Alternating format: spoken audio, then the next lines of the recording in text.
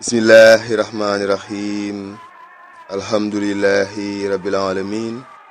Wassalatu wassalamu ala rasulillah sayyidina wa maulana Muhammadin wa ala alihi wa sahbihi wa sallam.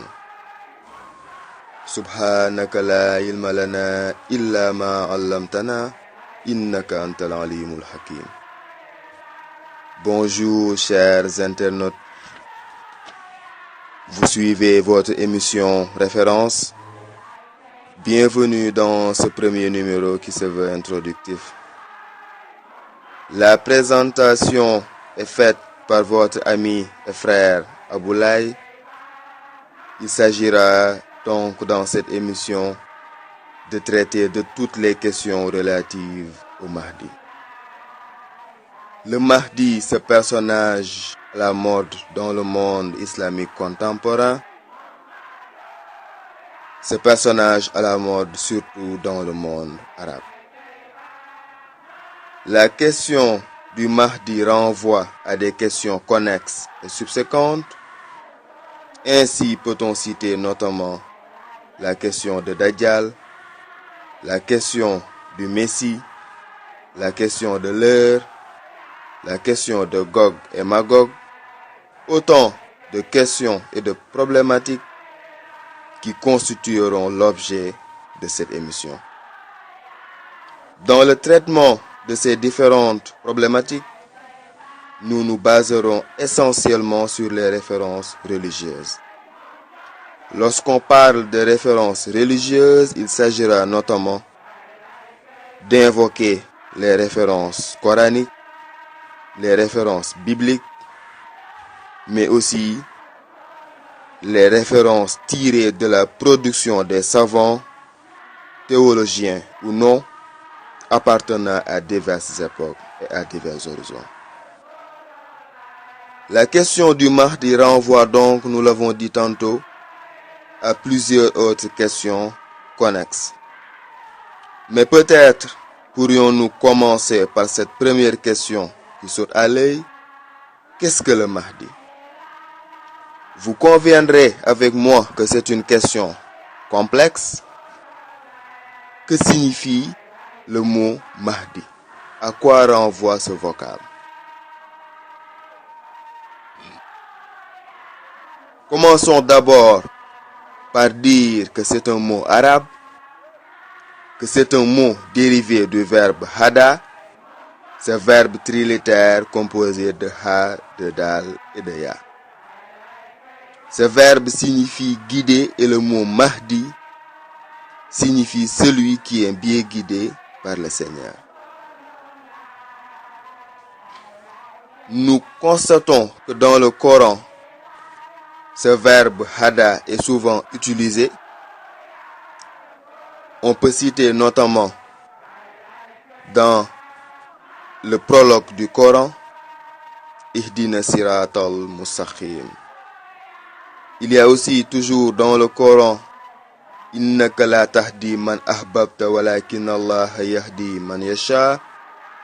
Il y a Innaka la tahdi ala siratin mustaqim. Il y a aussi Fayudillullahu man yasha wa yahdi man yasha huwal azizul hakim. Tous ces versets donc renvoient à cette notion de guidance qui est en réalité l'essence, la substance même de la mission du prophète Muhammad, paix et salut sur lui. En somme, peut-on retenir que le mot Mahdi signifie celui qui est bien guidé par le Seigneur. Ainsi, serait-il concevable et même plausible, dira-t-on, de considérer que tous ceux qui sont bien guidés par le Seigneur peuvent être appelés Mahdi. Il y aurait donc plusieurs Mahdi, car toute personne bien guidée par le Seigneur pouvait revêtir ce vêtement, ce qualificatif de Mahdi. Toutefois, il faudra préciser qu'il y a parallèlement à cette conception pluraliste du Mahdi, une autre conception qui veut que le Mahdi soit un personnage unique et mythique, et qu'il soit ce personnage qui est prévu par les textes religieux authentiques et authentifiés, qui devra venir à la fin des temps pour mener à bien cette mission qui lui est prédestinée, à savoir la guidance. Nous adopterons donc dans cette émission la conception unitaire du Mahdi. En clair, il s'agira non de parler des Mahdi, mais du Mahdi. Il faut aussi préciser que ce Mahdi dont il est question dans cette émission n'est pas expressément prévu dans le Coran. Cela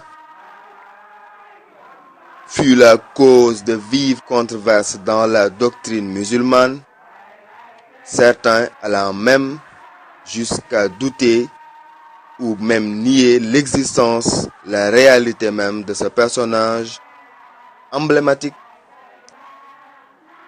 qui doit être le sauveur de l'humanité à la fin des temps.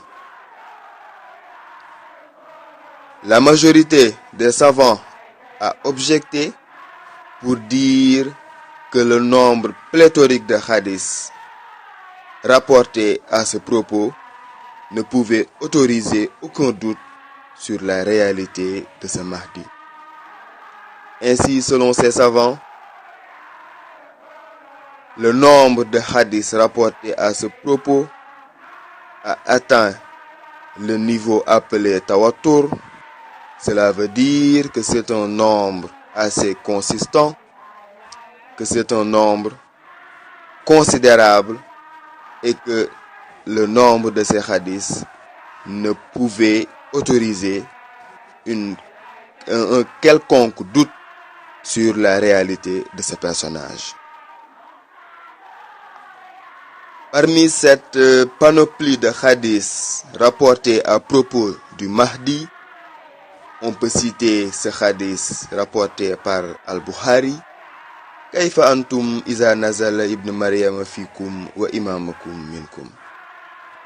Dans quel état serez-vous? Ou peut-être comment vous comporterez-vous lorsque viendra Jésus, fils de Marie, et que votre imam sera déjà parmi vous? Il y a aussi ce hadith rapporté par Abu Daoud: Law lam yabqa min ad-dunya ila yawm latawalla Allahu zalika al-yawm hatta yab'asa fihi rajulun min ahli bayti yamla'u al-arda adlan wa khissan kama muli'a jawran wa zulman. Ce hadith nous rapporte que s'il ne restait au monde qu'un seul jour, Allah subhanahu wa ta'ala allongerait ce jour jusqu'à ce qu'il envoie un homme de la famille du prophète qui remplira la terre de justice et d'équité telle qu'elle en était remplie d'injustice et d'iniquité. Ainsi, si le premier hadith nous présente deux personnages, à savoir le Mahdi et le Messie, et qui renvoie à la première question que se sont posés les oulémas sur cette problématique du Mahdi, à savoir si le Mahdi et le Messie étaient une ou deux personnes. Le second hadith nous montre l'intérêt que suscite ou que doit susciter ce personnage du Mahdi dans le monde savant, mais aussi pour tous les musulmans. Car comme l'a dit le hadith, même s'il restait un seul jour au monde, Allah subhanahu wa ta'ala allongerait ce jour jusqu'à ce qu'il envoie cet homme qui est considéré comme le Mahdi. Donc c'est une fatalité, donc c'est un personnage central et essentiel pour la fin des temps. C'est un personnage qui doit être attendu par tous les musulmans, d'où le nom qui lui a été attribué, Al-Mahdiul Muntazar. Ainsi, nous constatons l'importance que revêt cette problématique, l'importance que lui ont donné les savants de diverses époques et de divers horizons, mais aussi l'importance que lui a donné le prophète Muhammad, paix et salut sur lui. Ainsi, nous voyons qu'il s'agissait initialement de 3 questions que se sont posées les ulémas sur cette problématique du Mahdi. La première était de savoir si le Mahdi et le Messie étaient une ou 2 personnes. Il y avait aussi la question de savoir si cette parousie ou coparousie, s'il s'agissait de 2 personnes, était une légende ou une réalité. Et enfin, il s'est agi de savoir, de déterminer quel était le statut du Mahdi et du Messie. Ainsi, ce sont ces 3 questions que se sont posées les ulémas sur cette problématique du Mahdi. Et ce sont ces 3 questions que nous vous soumettons, chers internautes, d'ici à la semaine prochaine, Inch'Allah. D'ici là, qu'Allah subhanahu wa ta'ala nous accorde la paix et la bénédiction. Wa ma zalika ala Allahi bi'aziz.